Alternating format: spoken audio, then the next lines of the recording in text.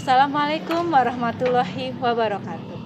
Perkenalkan, saya Marda Tresnawati Putri dari Sekolah Dasar Islam Al-Azhar Syuhada, Jagakarsa, Jakarta Selatan. Saya dalam kesempatan kali ini akan berbagi praktik baik mengenai pengembangan karakter gotong royong melalui modifikasi Teams Games Turnamen pada peserta didik SDI Al-Azhar Syuhada pada tahun pelajaran 2022-2023 pasca pandemi COVID-19.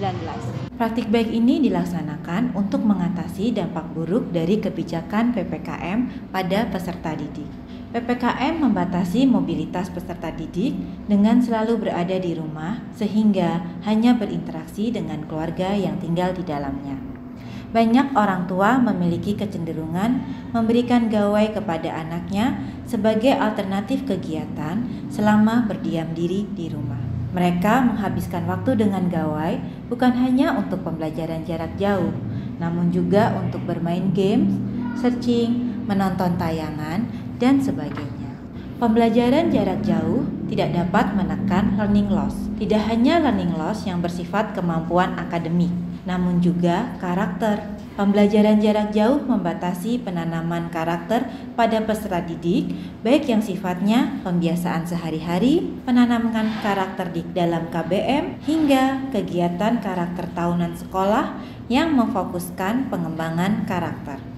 Pada akhirnya, berdasarkan hasil asesmen diagnostik pada peserta didik yang dilaksanakan oleh SDI Al-Azhar Syuhada menunjukkan beberapa poin penting. Yang pertama adalah ada pengaruh negatif yang dikarenakan meningkatnya screen time pada peserta didik.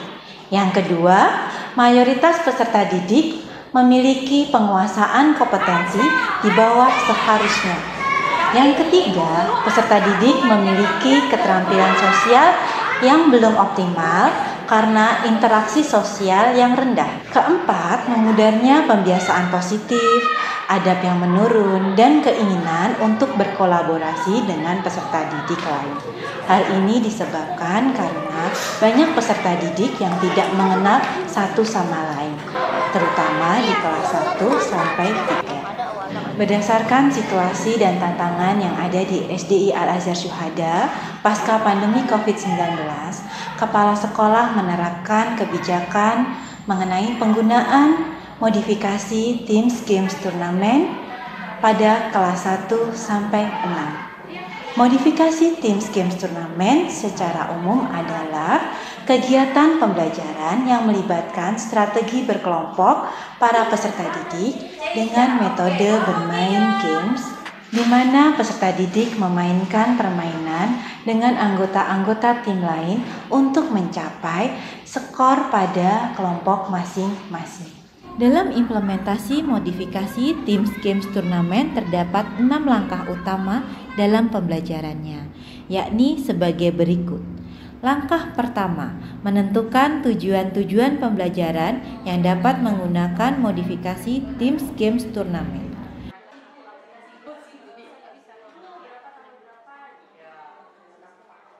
Langkah kedua, pembagian kelompok dan peran pada peserta didik.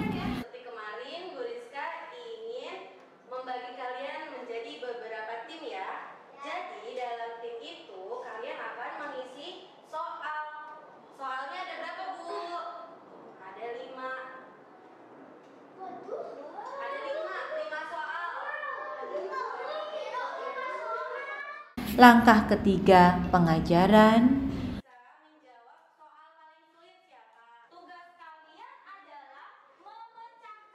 Langkah keempat, belajar di dalam kelompok.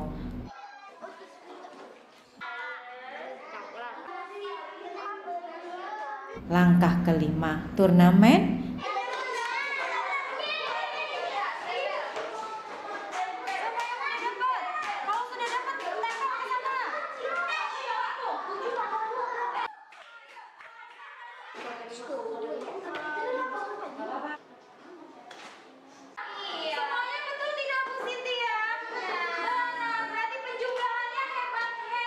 Dan terakhir langkah keenam, rekognisi Teams.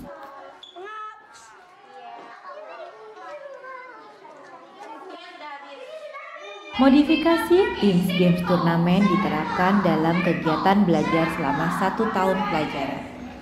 Berdasarkan refleksi penerapan modifikasi Teams Games Turnamen membawa dampak positif bagi peserta didik sebagai berikut. Pertama, peserta didik mengalami peningkatan berinteraksi dengan teman sebaya dan terampil bersosialisasi. Seiring dengan peningkatan interaksi sosial, peserta didik mulai dapat bekerja sama dengan teman, baik sekelas ataupun lintas kelas. Hal ini dikuatkan dengan peningkatan skor pada rapat pendidikan 2023, yakni 16% untuk karakter gotong royong.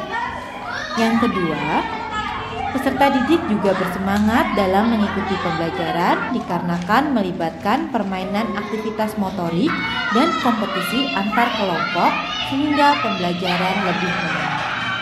Yang ketiga, peserta didik tidak terbebani akan nilai individu sehingga menciptakan suasana belajar yang menyenangkan dan karena adanya pembelajaran terdiferensiasi pada masing-masing anggota. Namun demikian, berdasarkan hasil refleksi, ditemukan juga beberapa hal yang harus diperhatikan lebih oleh guru dalam menjalankan modifikasi Teams Games Turnamen.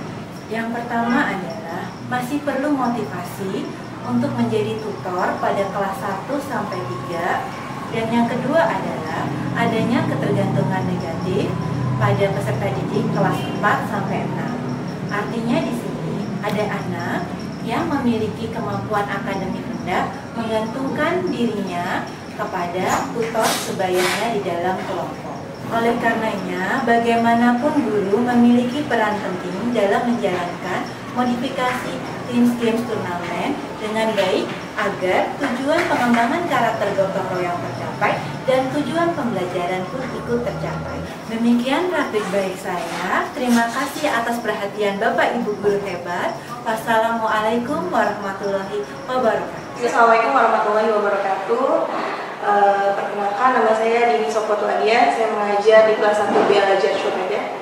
Pada kesempatan kali ini, insya Allah saya akan memberikan testimoni tentang modul pembelajaran TGT. Apa itu TGT? TGT adalah pembelajaran yang berkelompok dan memberikan ruang kepada anak-anak yang mampu, yang sedang, dan yang cukup.